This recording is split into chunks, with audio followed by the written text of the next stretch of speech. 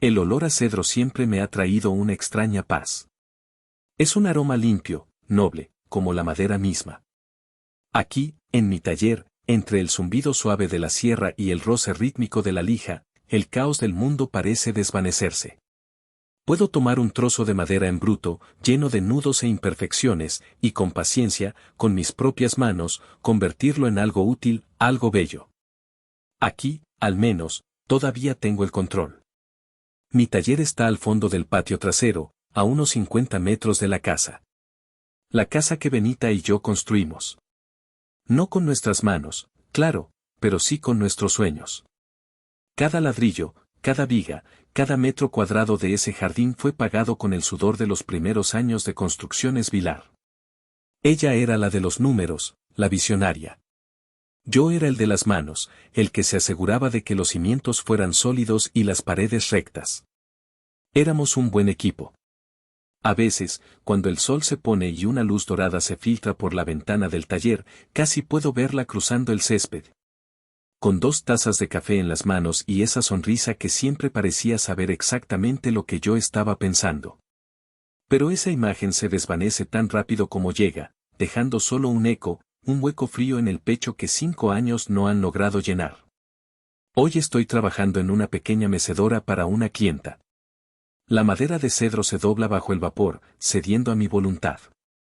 Mientras mis manos se mueven por instinto, mi mente viaja a otro cuarto, uno que olía no a madera, sino a antiséptico y a enfermedad. Un cuarto de hospital. La mano de Benita en la mía se sentía frágil, como un pajarito caído del nido. Su voz era un susurro, un hilo de sonido que luchaba contra el pitido monótono de las máquinas. Silvestre, me dijo, sus ojos, antes tan llenos de vida, ahora estaban nublados por el dolor y la morfina. Prométeme algo. Me incliné, acercando mi oído a sus labios. El mundo entero se había reducido a ese pequeño espacio, a esa última petición. Prométeme que siempre serás paciente con Leopoldo, susurró, y cada palabra parecía costarle una vida. Va a necesitarte, aunque no sepa cómo pedirlo. Es solo un niño, Silvestre. Se va a quedar sin su mamá. No lo abandones. Nunca. Prométemelo. Tragué el nudo que se me formaba en la garganta. Las lágrimas me quemaban los ojos, pero me negué a dejarlas caer. No frente a ella. Tomé su mano entre las mías, tratando de infundirle la fuerza que a mí me faltaba. Te lo prometo, Benny. Te lo juro. Siempre cuidaré de nuestro hijo. Esa promesa se grabó en mi alma con fuego. Se convirtió en mi brújula, mi ancla, y sin darme cuenta, también en mi cadena. La puerta del taller se abre con un chirrido suave, sacándome de mis recuerdos. Es Ramona, mi esposa. Lleva una taza de café humeante en la mano. Su sonrisa es amable, pero sus ojos cargan una preocupación que ha aprendido a disimular. Te vas a quedar aquí hasta que anochezca, ¿verdad?, dice, su voz es suave. Me entrega la taza y sus dedos rozan los míos. El calor del contacto es reconfortante. Casi termino, miento. La verdad es que podría quedarme aquí para siempre. Ella mira a su alrededor, a las herramientas colgadas en orden meticuloso, a las pilas de madera. Sabe que este es mi refugio. ¿Todo bien? Asiento, tomando un sorbo de café. Fuerte y dulce, justo como me gusta. ¿Y por casa? Ramona duda un segundo, y en esa pequeña pausa cabe un universo de tensión no dicha. Bien. Jacinta está con sus tareas. Y se detiene. Yo sé lo que viene después. La pregunta que ambos evitamos. ¿Y Leopoldo?, pregunto yo, para que ella no tenga que hacerlo. Ella suspira, un sonido apenas audible. Salió hace un rato. Creo que fue a ver a su tío Cornelio otra vez. No digo nada. Solo miro la mecedora a medio terminar. La promesa a Benita resuena en mi cabeza, fuerte y clara. Sé paciente. No lo abandones. Pero la paciencia, como la madera, tiene un límite. Y siento que la mía está empezando a astillarse. Regresé a la casa una hora después. El olor a cedro se aferraba a mi ropa, un escudo invisible contra la atmósfera que me esperaba adentro. Ramona estaba en la cocina, preparando la cena. El sonido del cuchillo contra la tabla de cortar era un ritmo constante y tranquilizador. Jacinta, mi hija de 16 años, estaba sentada en la mesa del comedor, con la cabeza metida en un libro de texto, sus audífonos puestos. Una escena de normalidad casi perfecta. Casi. La puerta principal se abrió de golpe y se cerró con un portazo que hizo vibrar los cuadros en la pared. Leopoldo. Entró en la sala como una ráfaga de viento helado, arrojando su mochila al suelo. Pasó de largo sin mirar a nadie, sin un buenas tardes, sin reconocer nuestra existencia. Tenía 19 años, la edad en la que un muchacho empieza a convertirse en hombre, pero en su rostro solo había la amargura resentida de un niño herido. Tragué saliva, la promesa a Benita latiendo en mi sien. Sé paciente. Leopoldo, lo llamé. Mi voz sonó más débil de lo que pretendía. ¿Cómo te fue en la universidad? Se detuvo a medio camino de las escaleras y se giró lentamente. Sus ojos, los mismos ojos oscuros de su madre, me evaluaron con una frialdad que me calaba los huesos.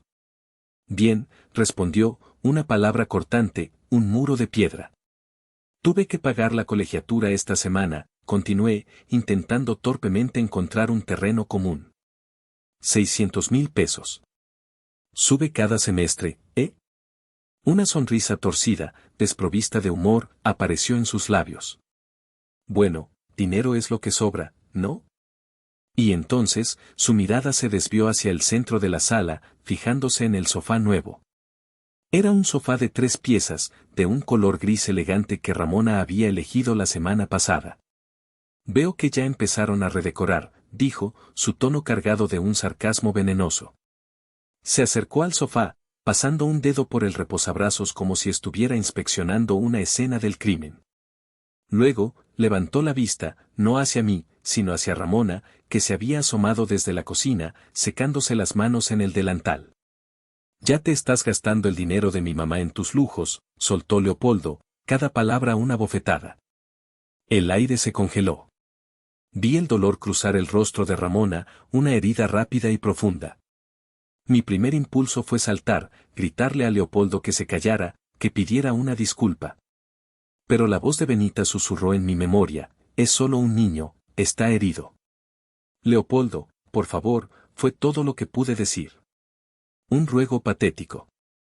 Pero Jacinta no estaba atada por ninguna promesa. Se quitó los audífonos de un tirón y se puso de pie, sus ojos lanzando chispas. Oye. ¿Cuál es tu problema? Le espetó a su medio hermano. Deja en paz a mi mamá. Y mi papá se rompe la espalda trabajando para que no nos falte nada. Leopoldo se rió, un sonido hueco y desagradable. Tu papá, repitió, saboreando las palabras con desdén. O el hombre que administra la empresa que mi mamá construyó. Hay una diferencia, ¿sabes? Eres un malagradecido, gritó Jacinta, su cara roja de furia. Ramona te lava la ropa, te hace de comer, te trata 1000 veces mejor de lo que mereces. Nadie le pidió que lo hiciera, replicó Leopoldo, encogiéndose de hombros, su indiferencia era más cruel que cualquier grito. Yo nunca le pedí una nueva mamá. Eso fue todo. Ramona dio media vuelta y regresó a la cocina, pero no antes de que yo viera una lágrima solitaria rodar por su mejilla.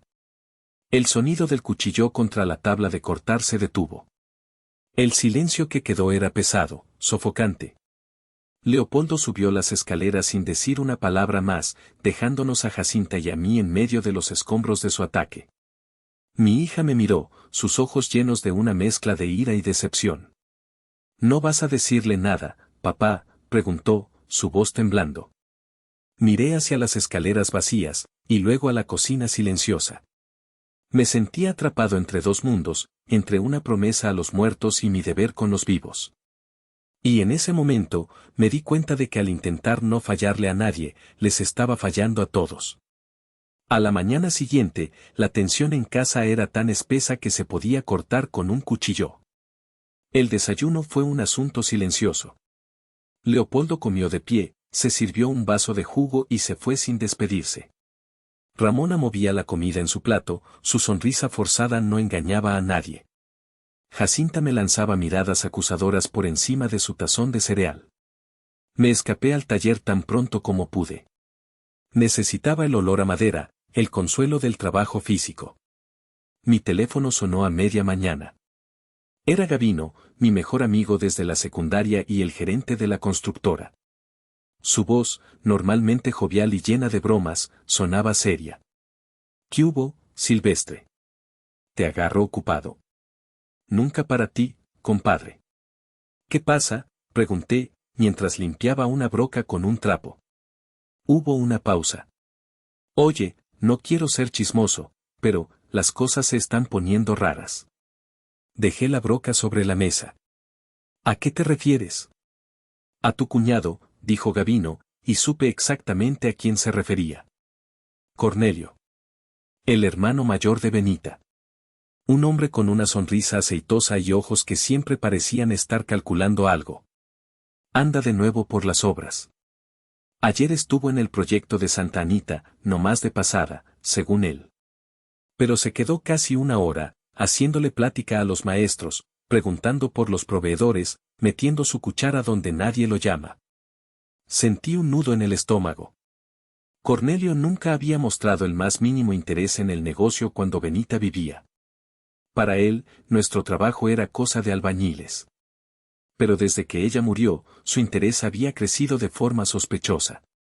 No me gusta, Silvestre, continuó Gabino, su voz bajó a un murmullo de advertencia. Los muchachos me dicen que siempre que va, les pregunta por ti, por Leopoldo. Aguas, Silvestre. Ese cabrón le está calentando la cabeza a tu hijo. Le está metiendo veneno en los oídos. Sabía que tenía razón. Había visto a Leopoldo y a Cornelio juntos cada vez más seguido. Había visto el coche de Cornelio estacionado frente a la casa, esperando a mi hijo.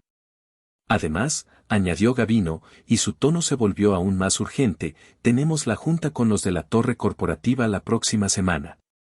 Es el contrato de 5 millones de pesos, güey. Si lo cerramos, estamos hechos para los próximos 2 años. Pero si algo sale mal, si estos tipos huelen problemas familiares o inestabilidad, podrían echarse para atrás. 5 millones de pesos. El futuro de la empresa. El legado de Benita. El pan de mi familia. Todo pendiendo de un hilo. Voy a hablar con Leopoldo, dije, más para convencerme a mí mismo que a Gabino. Gabino soltó un bufido. Más te vale. Porque ese buitre de tu cuñado no está jugando. Y está usando a tu hijo como su títere. Colgué el teléfono, el silencio del taller de repente se sentía opresivo. Miré mis manos, cubiertas de aserrín. Manos que habían construido una vida, una empresa. Manos que ahora se sentían atadas por una promesa hecha con el corazón roto. La sombra de Cornelio se cernía sobre nosotros, y yo sabía, con una certeza aterradora, que la tormenta que había estado evitando por tanto tiempo estaba a punto de estallar. Diciembre llegó con un aire frío y un sol pálido que hacía poco por calentar el ambiente, tanto afuera como adentro de la casa. La tensión después del incidente del sofá se había asentado como una capa de polvo fino sobre todo, sofocando las conversaciones y enfriando las sonrisas. Comíamos juntos, veíamos la televisión en la misma sala, pero era como si viviéramos en planetas diferentes, orbitando en silencio alrededor de un sol negro de resentimiento. Fue Ramona quien intentó romper el hielo. A pesar de las heridas, su espíritu era resiliente. Una tarde, mientras yo revisaba unos planos en la mesa del comedor, ella se sentó a mi lado con una libreta y una pluma. Estaba pensando, comenzó, con un optimismo que sonaba casi desafiante, que este año deberíamos hacer una gran cena de Nochebuena. Una de verdad. Con toda la familia. Levanté la vista de los planos. ¿Toda la familia? Sí, dijo, sus ojos brillando con una esperanza que yo no sentía. Invitaré a mi mamá. Y podríamos hacer el esfuerzo, todos nosotros. Por Jacinta. Por la Navidad. Sabía que todos nosotros era un eufemismo para Leopoldo. La idea de forzar una celebración en medio de esa guerra fría me parecía una locura, una receta para el desastre. Pero al ver la determinación en el rostro de Ramona, su deseo de construir un hogar a pesar de los escombros, no tuve el corazón para decirle que no. Está bien, mi amor, suspiré, tomando su mano. Hagámoslo. Durante las siguientes semanas, Ramona se sumergió en los preparativos. La casa se llenó del aroma a canela y pino. Compró un árbol de Navidad enorme, y ella y Jacinta pasaron una tarde entera decorándolo con esferas brillantes y luces de colores. Verlas reír juntas fue un bálsamo para mi espíritu cansado. Por momentos, casi me permití creer que podría funcionar. La prueba de fuego llegó cuando Ramona abordó a Leopoldo. Sucedió una noche, mientras él bajaba a la cocina por un vaso de agua. Yo estaba en la sala, fingiendo leer el periódico, pero escuchando cada palabra. Leopoldo, cariño, dijo Ramona con una voz suave y cuidadosa, vamos a tener una cena especial en Nochebuena. Tu abuela Teodora vendrá. Y nos encantaría que estuvieras con nosotros. Esperaba un rechazo cortante, un no, gracias lleno de desdén. Pero Leopoldo se quedó en silencio por un momento. Pude sentirlo considerándolo. Luego, para mi completa sorpresa, respondió. Está bien. Ramona parpadeó, incrédula. ¿De verdad? Y entonces Leopoldo sonrió. No era una sonrisa genuina, cálida. Era una sonrisa torcida, enigmática, que no le llegaba a los ojos. Había algo calculador en ella, algo que me heló la sangre. Claro que voy, dijo, su tono extrañamente afable. Es importante estar con la familia en estas fechas.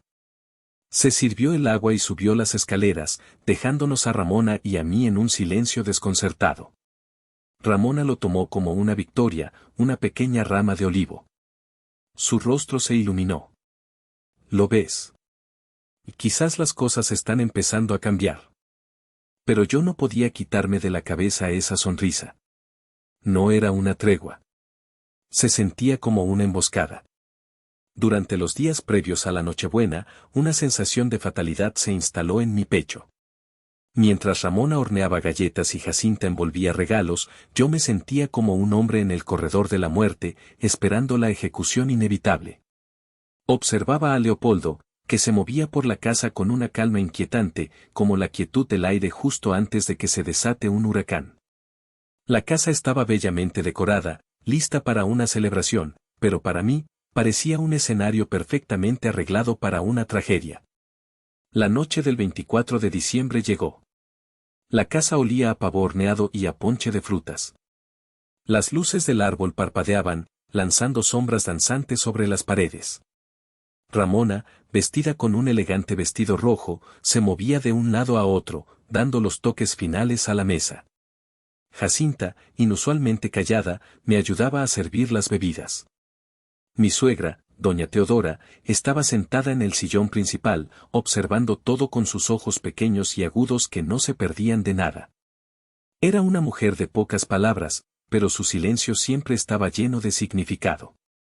Estábamos tratando de mantener una conversación ligera, hablando del clima, del tráfico, de cualquier cosa que no fuera el elefante en la habitación. Y entonces, sonó el timbre. Debe ser Leopoldo, dijo Ramona, secándose las manos nerviosamente en el delantal. Voy a abrir. Fui tras ella, una mala premonición retorciéndose en mis entrañas. Ramona abrió la puerta con una sonrisa radiante. Leopoldo, qué bueno que. Su voz se apagó. Su sonrisa se congeló. Leopoldo estaba allí, sí, pero no estaba solo. A su lado, con una sonrisa de suficiencia y vestido con un suéter de casimir que probablemente costaba más que mi salario de una semana, estaba Cornelio. Sorpresa, dijo Cornelio, su voz untuosa llenando el vestíbulo. Mi sobrino insistió en que no podía faltar a la celebración familiar. Espero no ser una molestia. La presencia de Cornelio en mi casa era como una mancha de aceite en un mantel blanco. Cambió la química del aire, lo volvió pesado, irrespirable. Miré a Leopoldo, que me sostuvo la mirada con un desafío apenas disimulado. Esto era obra suya. La emboscada estaba en marcha. Ramona, recuperándose admirablemente, forzó una sonrisa. Claro que no, Cornelio. Pasa, estás en tu casa. Una mentira cortés. La cena comenzó con una tensión palpable. Cornelio se sentó a la cabeza de la mesa, un lugar que nadie le ofreció, y procedió a dominar la conversación. Cada frase que salía de su boca era una daga envuelta en seda. ¡Qué pavó tan delicioso, Ramona! Me recuerda tanto al que preparaba mi querida hermanita Benita. Ella tenía un toque especial, ¿no es así, Silvestre? Esta casa está preciosa. Benita estaría tan orgullosa. Siempre tuvo un gusto impecable para la decoración. Cada mención de Benita era un recordatorio deliberado para Ramona de que ella era la segunda, la reemplazante. Ramona aguantaba estoicamente, su sonrisa cada vez más tirante. Jacinta miraba a Cornelio con un odio tan puro que me sorprendió. Doña Teodora comía en silencio, sus ojos pasando de Cornelio a Leopoldo, y luego a mí, como si estuviera viendo una partida de ajedrez y anticipando el jaque mate. Leopoldo, por su parte, jugaba el papel del sobrino devoto. Sí, tío. Mi mamá era única, decía, asintiendo a cada comentario de Cornelio. La conversación, dirigida magistralmente por Cornelio, giró inevitablemente hacia el negocio. Y dime, Silvestre, dijo, limpiándose las comisuras de los labios con una servilleta de tela. ¿Cómo van las finanzas? Escuché por ahí, solo rumores, claro, que ese contrato grande con la torre corporativa se está complicando un poco. En estos tiempos, hay que tener mucho cuidado con los gastos innecesarios, ¿no crees? Su mirada se posó por un instante en el vestido nuevo de Ramona, en las esferas brillantes del árbol. El mensaje era claro. El negocio va bien, Cornelio. No tienes de qué preocuparte, respondí, mi voz era más dura de lo que pretendía. Leopoldo intervino. Yo le dije a mi papá que deberíamos modernizar el equipo, invertir en nueva tecnología. Pero supongo que hay otras prioridades. Sentí la sangre subir a mi rostro. Estaban atacándome en mi propia casa, en mi propia mesa, frente a mi familia. La paciencia que había cultivado durante 5 años, la promesa que me ataba, comenzó a desmoronarse. La calma antes de la tormenta había terminado. Podía oír el trueno acercándose. El aire en el comedor se había vuelto denso, cargado de electricidad estática. Cada tintineo de los cubiertos contra los platos sonaba como un golpe de martillo. Podía sentir las miradas de todos sobre mí, esperando mi reacción. La sonrisa satisfecha de Cornelio, la mirada expectante de Leopoldo, la angustia en los ojos de Ramona, la furia contenida en los de Jacinta. El negocio no es asunto tuyo, Cornelio, dije, mi voz era un gruñido bajo y controlado. Y las decisiones sobre las inversiones las tomo yo. Cornelio levantó las manos en un gesto de falsa inocencia. Tranquilo, cuñado. Solo me preocupo por el legado de mi hermana. Después de todo, es la herencia de mi sobrino la que está en juego. Esa fue la chispa que incendió la pólvora. Mi herencia, Leopoldo dejó caer el tenedor sobre el plato con un ruido metálico. Se inclinó hacia adelante, sus nudillos blancos por la fuerza con que apretaba el borde de la mesa. La herencia que te estás gastando en lujos para tu nueva familia. El Leopoldo, ya basta, exploté, mi voz finalmente rompiendo las ataduras de la contención. No voy a permitir que le hables así a Ramona ni que insultes a mi familia en mi propia casa. Tu casa, se burló Leopoldo, y su risa fue el sonido más feo que jamás había escuchado. Se puso de pie de un salto, su silla se tambaleó hacia atrás. Apuntó con un dedo tembloroso hacia mí, su rostro contorsionado por una rabia que parecía haber estado hirviendo durante años. Y entonces, lo gritó. La acusación que había estado envenenando su alma. Y mi hijastro, influenciado por su tío, me acusó de robarle su herencia y humilló a mi familia en la cena de Navidad. Y vives del sudor de mi madre, bramó, su voz rompiéndose por la emoción. Esta casa, este negocio, todo lo que tienes, era de ella. Se lo robaste. El mundo pareció detenerse. El silencio que siguió a su grito fue absoluto, ensordecedor. Luego, se giró hacia Ramona y Jacinta, su mirada llena de un desprecio puro, sin adulterar. Y ustedes, escupió las palabras, felices, ¿no? Dos buitres viviendo de un cadáver. Gastándose un dinero que no les corresponde, en una casa que nunca será suya. Cállate, gritó Jacinta, poniéndose de pie de un salto, las lágrimas corrían por sus mejillas. No tienes derecho. Ramona sollozó, un sonido ahogado, llevándose una mano a la boca como si hubiera sido golpeada físicamente. Mi suegra, doña Teodora, miró a Cornelio, que observaba la escena con una sonrisa apenas perceptible, el titiritero satisfecho con su obra.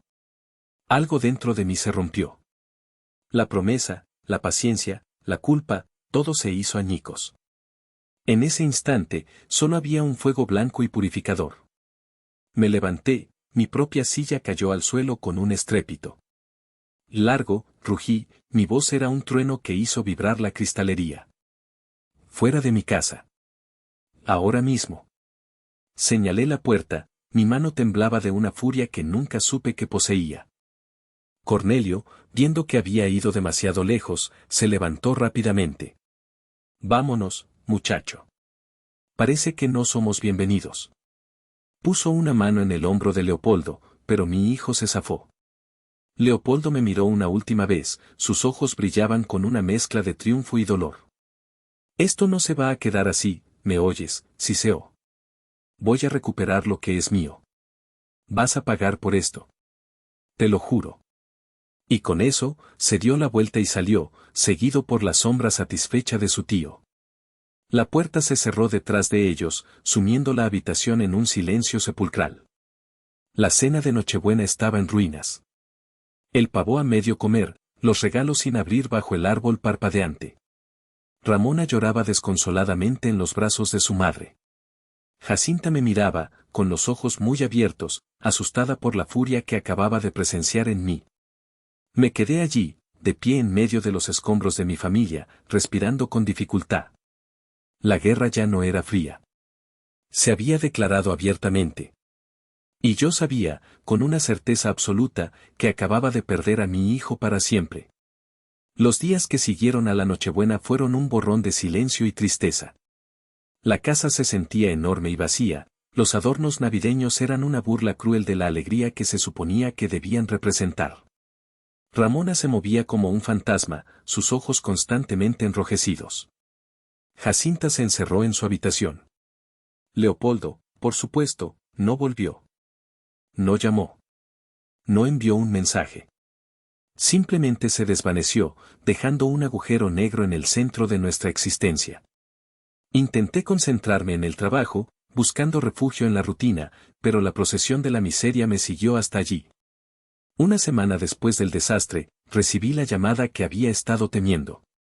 Era Gabino. Malas noticias, Silvestre, dijo, sin rodeos. Los de la torre corporativa se echaron para atrás. Sentí como si me hubieran dado un puñetazo en el estómago. ¿Qué? ¿Pero por qué? La junta fue bien. Les encantó la propuesta. Lo sé, respondió Gabino, su voz sonaba cansada. Pero esta mañana me llamó su director de proyectos. Dijo que habían recibido un soplo anónimo. Información preocupante sobre nosotros. ¿Información? ¿Qué información?, pregunté, mi corazón empezaba a latir con fuerza.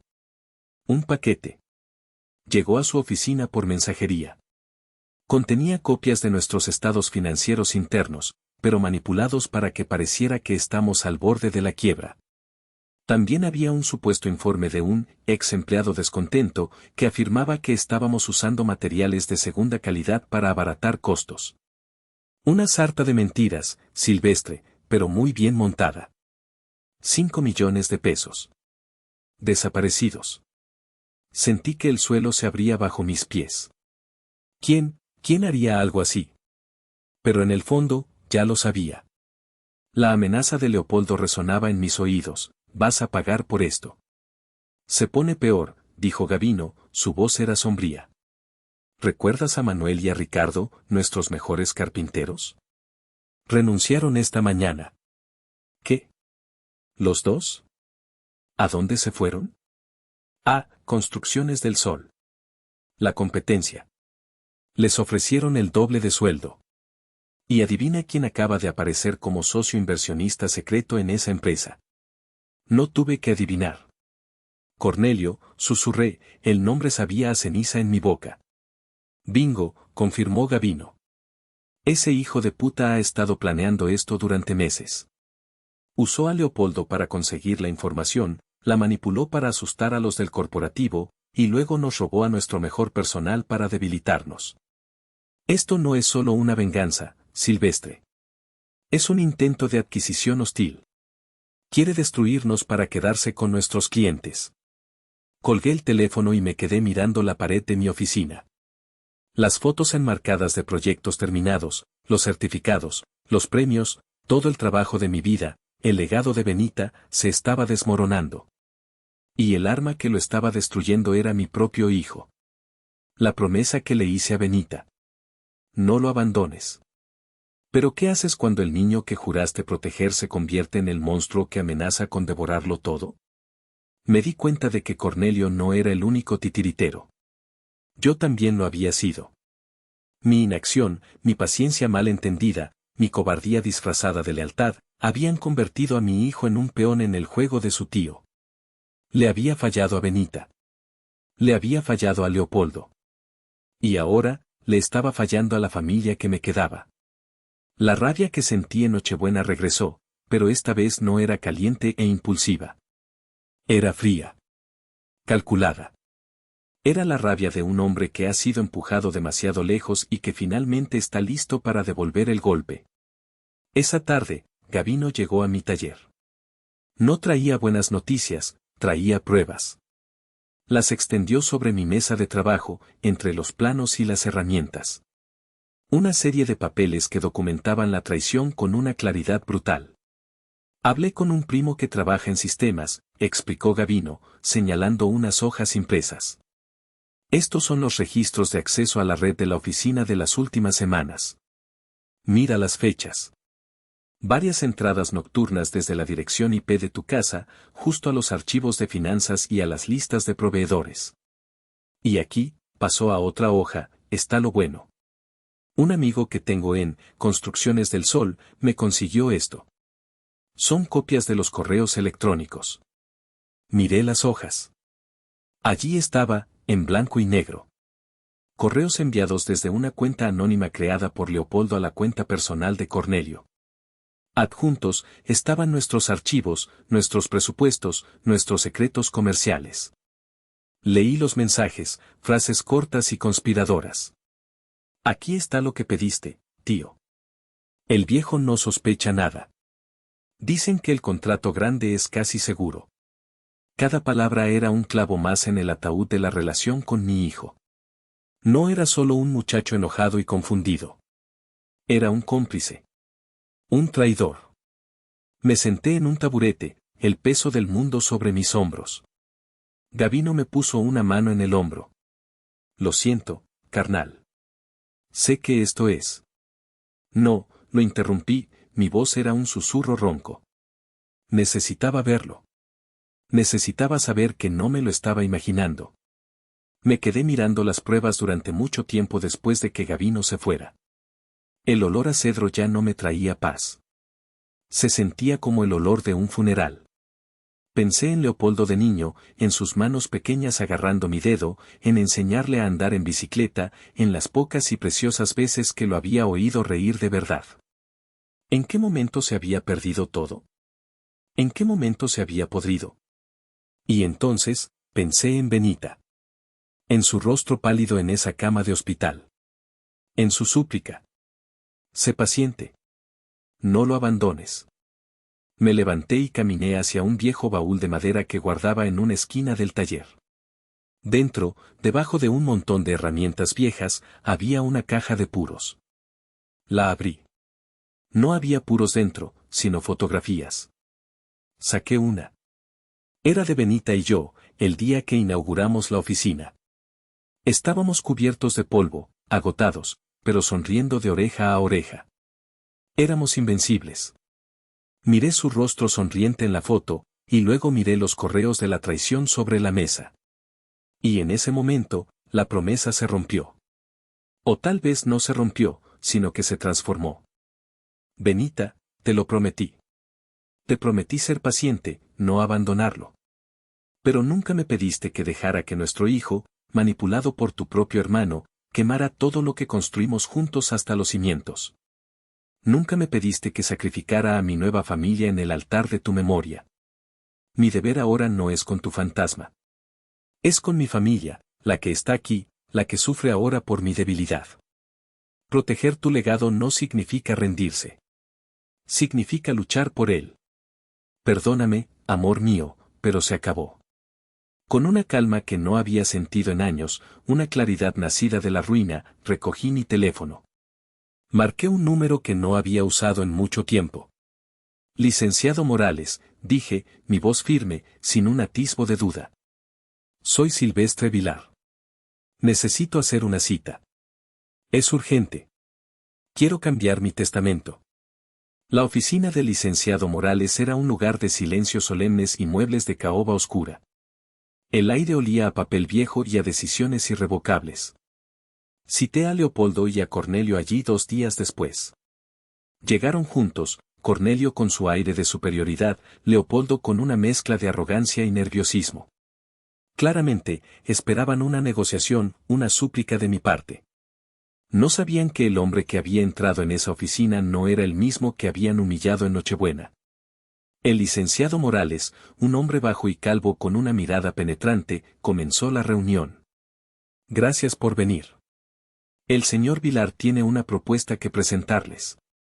Antes de que Cornelio pudiera abrir la boca, yo tomé el control. Saqué un sobre de mi maletín y deslicé su contenido sobre la mesa pulida, las impresiones de los correos electrónicos, los registros de acceso a la red, una declaración jurada de Gavino. Esto, dije, mi voz tranquila y nivelada, es la prueba del sabotaje industrial, fraude y conspiración para dañar mi empresa.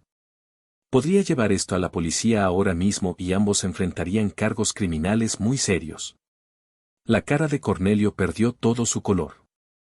Leopoldo se quedó boquiabierto, mirando los papeles como si fueran serpientes. Pero no lo haré, continué, mi mirada fija en mi hijo. Por el recuerdo de tu madre, Leopoldo, no te enviaré a la cárcel. En lugar de eso, te ofrezco una salida. El licenciado Morales tomó la palabra. Mi cliente ha establecido un fondo final para usted, Leopoldo. Una suma única de 250,000 pesos, que se le entregará al firmar este acuerdo. Al aceptarlo, usted renuncia a cualquier reclamo futuro, presente o pasado sobre el patrimonio de su difunta madre, la empresa, Construcciones Vilar, o la herencia del señor Silvestre Vilar. Esto es un insulto, siseó Cornelio. La empresa vale millones. Valía, lo corregí fríamente. Antes de que ustedes intentaran destruirla. Ese dinero es lo único que queda de la parte que tu madre te habría heredado, Leopoldo. El resto se usará para reparar el daño que tú y tu tío causaron. Para pagar las liquidaciones de los hombres que perdimos. Para intentar salvar el contrato que nos costaste.